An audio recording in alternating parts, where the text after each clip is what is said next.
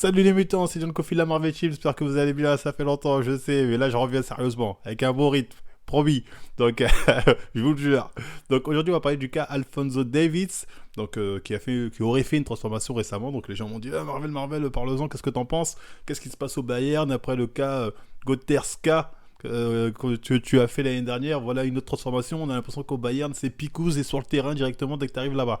Donc est-ce que ça se passe comme ça? Parlons-en tranquillement. Donc déjà, le cas de David, je trouve que c'est un cas intéressant parce que c'est un peu un cas d'école. Hein. C'est-à-dire là, les gens ont vu son évolution physique, on a un peu pété un plomb. Oh là là là là. Déjà, première chose qu'il faut mettre au clair, c'est que le mec, il n'a pas explosé en un été. Hein.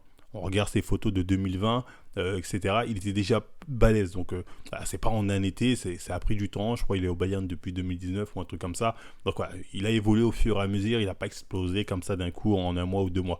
Donc ça, c'est intéressant à retenir hein, pour voilà, savoir que c'est une évolution qui s'est faite sur le temps et pas d'un coup de baguette magique comme ça, comme on pourrait le croire quand on voit les avant-après un peu directement comme ça. Donc ensuite, il faut se dire que sa prise de muscle n'a rien de suspect. Ça, faut être assez clair. C'est-à-dire, c'est pas le mec que tu regardes, tu dis ah non, lui, en termes de bodybuilding, il n'y a rien de suspect. Le Sharingan ne s'allume pas. Faut être assez clair. Donc voilà, il n'y a rien de suspect au niveau de sa prise de muscle. On peut quand même se poser la question de oui, quand même, il a bien pris qu'auparavant. Oui, mais j'ai envie de dire, les gars, c'est un peu logique dans son évolution. Le mec, il commence le foot en termes pro, je sais pas, à 18-19 ans, il est assez jeune. Il est comme assez inexpérimenté, notamment dans tout ce qui va être domaine musculation. C'est sûr que plus il va faire de la muscu avec le temps, plus son physique va évoluer. Vous voyez ce que je veux dire? Donc c'est normal qu'au début, certains joueurs, je dirais même 100% des joueurs, n'ont pas un gros physique, c'est avec le temps que leur physique vient. Après, pour certains, ça vient plus vite que d'autres. Certains ont déjà de très bonnes bases, même en étant ados, parce qu'ils ont commencé déjà à travailler pas mal d'un point de vue renforcement musculaire pour être plus performants d'un point de vue footballistique.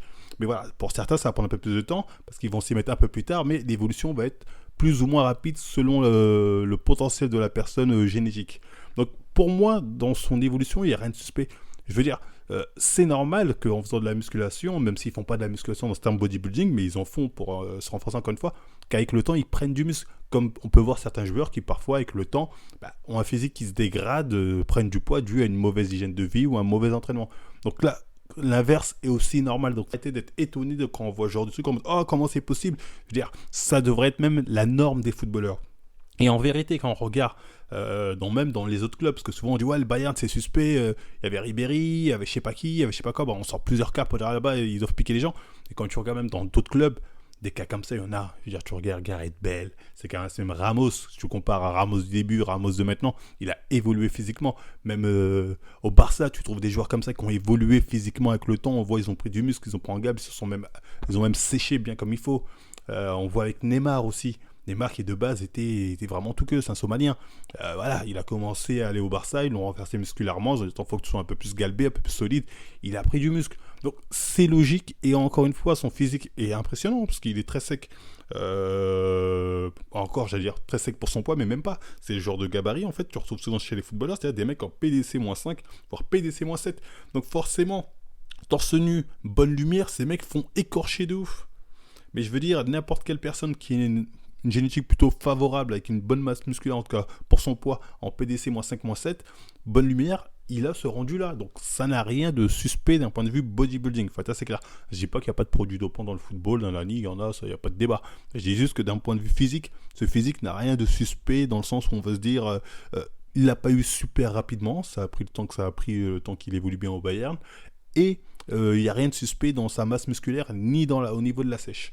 Donc là-dessus, il faut être assez clair. J'espère que j'ai été assez clair là-dessus. Donc pour revenir sur le Bayern, je ne pense pas qu'au vu des joueurs qui ont évolué physiquement là-bas, qu'il y ait plus de suspicion, par exemple, sur le Bayern que sur le Paris Saint-Germain ou que sur le Barça ou que sur le Real ou ce que tu veux, tu vois ce que je veux dire.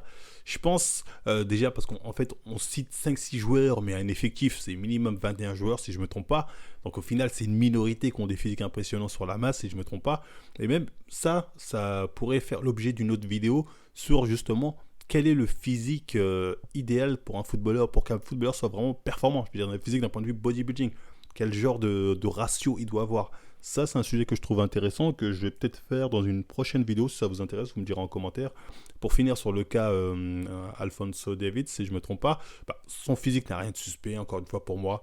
Sa transformation a pris du temps, c'est pas en été, ça a pris petit à petit. Je pense qu'il y a un facteur génétique qui fait que voilà, il arrive à prendre une bonne masse musculaire, enfin une masse musculaire en prenant très peu de gras, ce qui fait qu'en et encore même, je vais dire là il est en PDC-7, donc encore heureux qu'il soit assez sec. Je veux dire après c'est pas donné à tout le monde, c'est vrai, mais c'est dire enfin il est en PDC-5, -7, j'avais vu un truc comme ça, à vérifier encore une fois. Le gars aussi, il faut aussi voir sa base, hein. C'est pas comme s'il partait d'une base dégueulasse, skinny fat ou en surpoids ou ce que tu veux. Il a l'air d'être assez fin. Je dirais même peut-être qu'il était déjà un peu tracé étant ado déjà. Donc il part pas d'une base dégueulasse. Donc son potentiel d'évolution musculaire, je veux dire voilà, il était là. On pouvait le voir venir. Donc pour moi rien de suspect. Ça reste un beau physique, honnêtement, ça rend bien, des genres de physique habillé, ça n'est pas forcément massif, mais avec une bonne lumière, torse nu, pris un peu de loin comme ça, forcément ça impressionne les gens ont l'impression que c'est une masse, mais c'est pas du tout le cas. Et encore une fois, on n'est pas dans le cas d'Adama Traoré, qui a vraiment un physique de bodybuilder, et en plus est devenu métisse par la volonté de je ne sais qui. Donc là, oui, c'est pas le même game. Donc très clairement, le cas de Alphonso Davies, pour moi, rien de suspect d'un point de vue bodybuilding, je dis bien, parce qu'après, les autres produits qui tournent dans le football, les autres produits dopants, ça, voilà. Donc voilà, j'espère avoir été clair avec vous dans cette vidéo. Si ça vous a plu, encore une fois, on like, on partage, on s'abonne. Si vous voulez des vidéos plus spécifiques sur les physiques des footballeurs idéaux, performants, comment ils évoluent, etc., n'hésitez pas à me le dire en commentaire, à partager, à liker. N'hésitez pas aussi à me soutenir sur mes différents réseaux sociaux, vous likez, vous followez, tout ça. Vous allez utiliser le code Marvel15 chez Natura Force, hein. Et voilà, sur D-Live, je fais des lives pratiquement tous les soirs, je suis là. Après, moi c'est tout, hein, je vous dis à la prochaine les mutants. 美女偷心眼神再噴，即出快樂為真，逼我做城市獵人。美女。一刻眼神再問，燒出美麗濃。